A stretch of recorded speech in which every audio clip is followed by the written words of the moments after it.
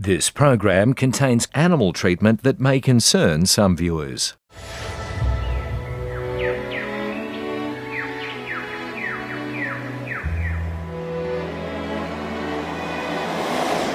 Today, I'm going on a deer hunt.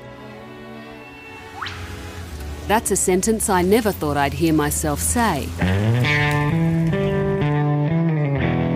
This is Hello, how are you? Steve. Nice to meet you. Killing animals is far from what I would consider a great way to pass the time. But as a regular meat eater, I have to admit I'm still a hunter of sorts. The difference is people like Colin take responsibility for the kill. Scouty, when you get a deer? Yeah. It's a prey animal and I'm the predator. And we don't just shoot them for fun, we want to eat them and we also respect them and we won't waste it. All right, we're going to drop off here, Steve. Drop into there, we'll see a nice little wild cherry in about there. Yep. Drop into there and then slowly pick your way down the gut there, around to the right. Okay, all right. Yep, good hunt, mate. Cheers. But many hunters also genuinely believe they provide an important service to the environment by controlling the numbers of feral animals. Evidence is there in terms of the numbers of animals that are being killed, the low cost to the taxpayer of those animals being killed. Conservation hunters are in there every day, every week, every month, every year, year after year. Is this claim backed by science?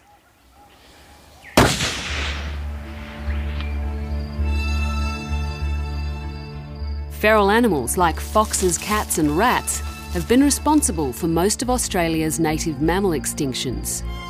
Reducing their numbers is one of our greatest conservation challenges. We've lost about 27 mammal species, which is by far the worst record in the last few hundred years anywhere in the world. We have a whole range of other species that are threatened with extinction as well. More recently, hard-hoofed animals started their assault on wildlife habitats. The most elusive and underestimated of these are deer. Their numbers have exploded in recent decades, and now they're getting a lot of bad press. It's an animal that can browse up to 6 foot high and it can also graze, and it's taking everything. It's sambar deer that are the largest and most destructive. The day before the hunt, Roger Bilney took me through East Gippsland Forest to point out why he believes they're one of our worst emerging feral pests. He published one of the first papers on their impacts in 2005.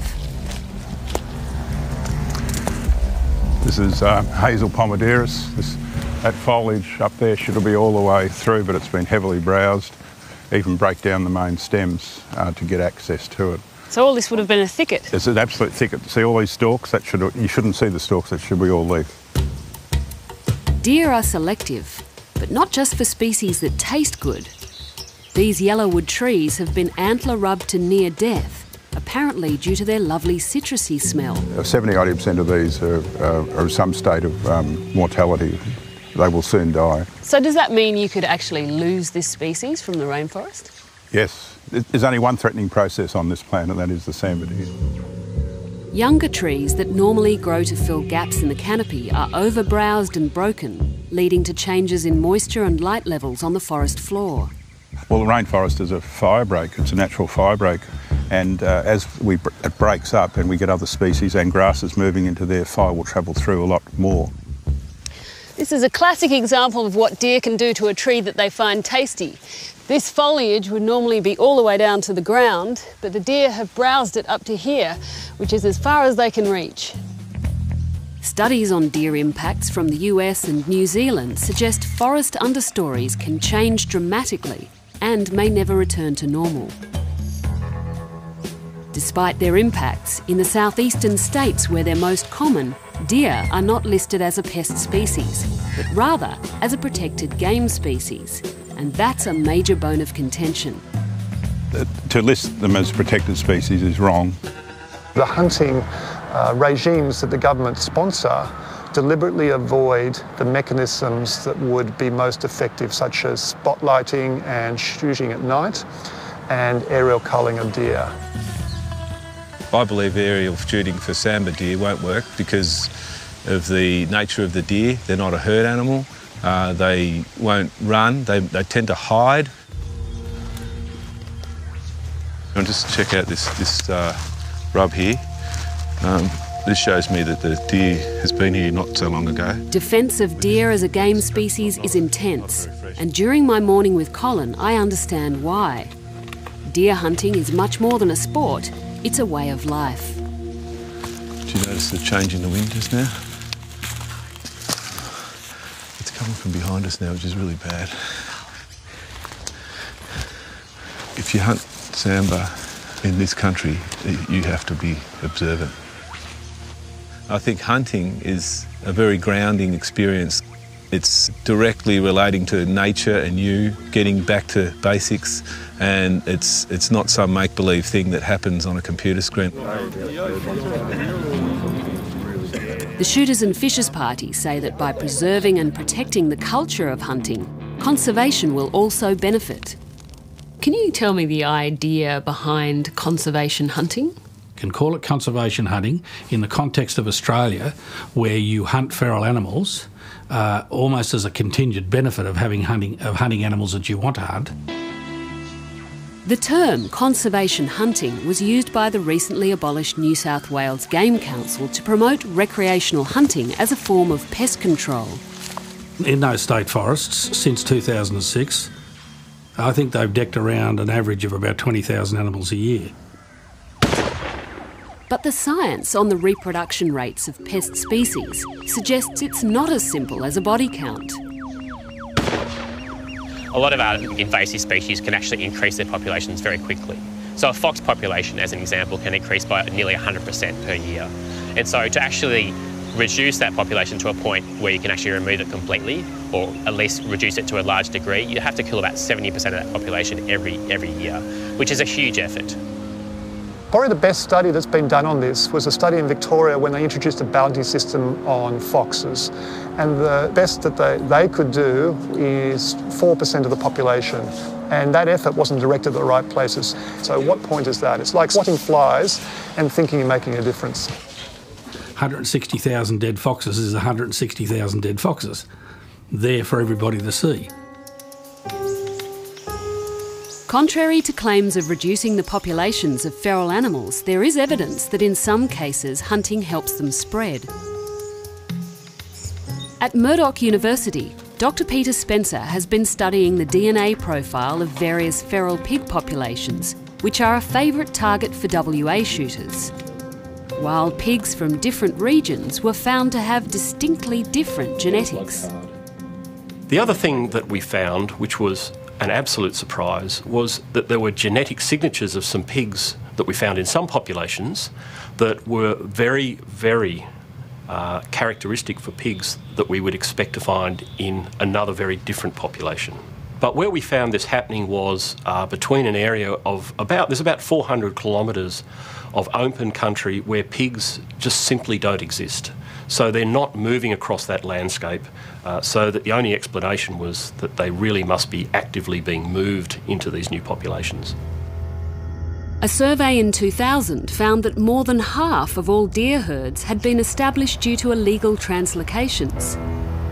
Deer were observed in no less than 30 new locations between 2002 and 2004.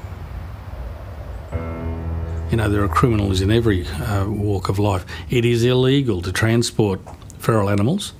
In fact, the fines are up to, I think, $55,000 per offence.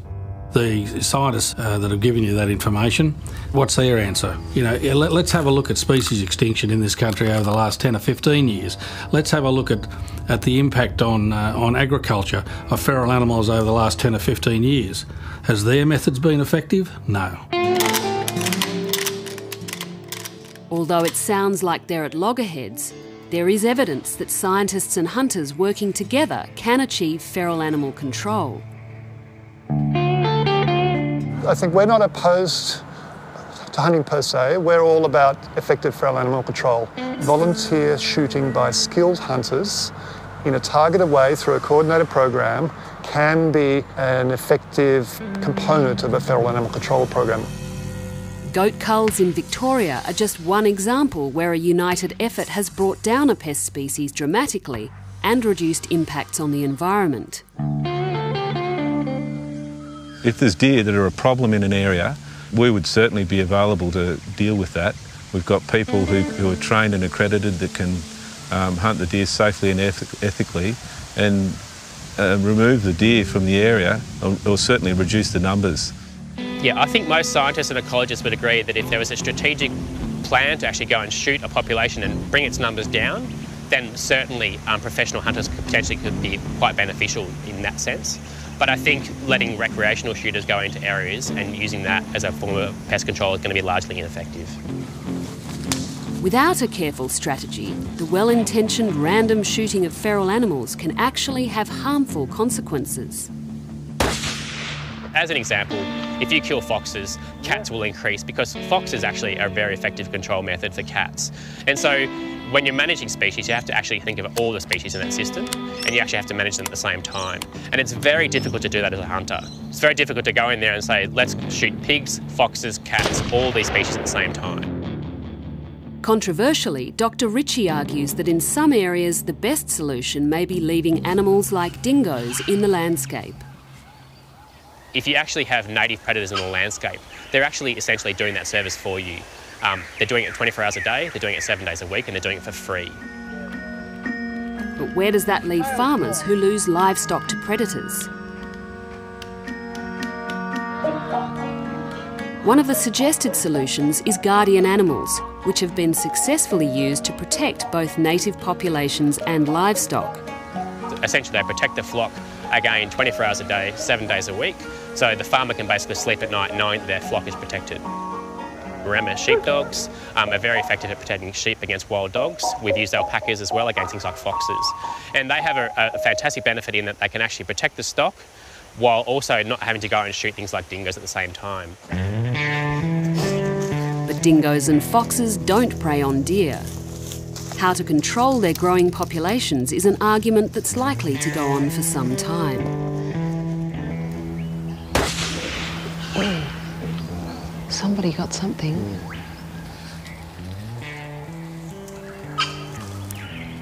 She was dead as soon as I pulled the trigger. She just rolled straight down the line. A deer like this will last about 2 to 3 months of good eating. Our family will enjoy that. Man and hound. Well done. Among these men, there's no talk of any conservation service performed today. It's just hunting for its own sake.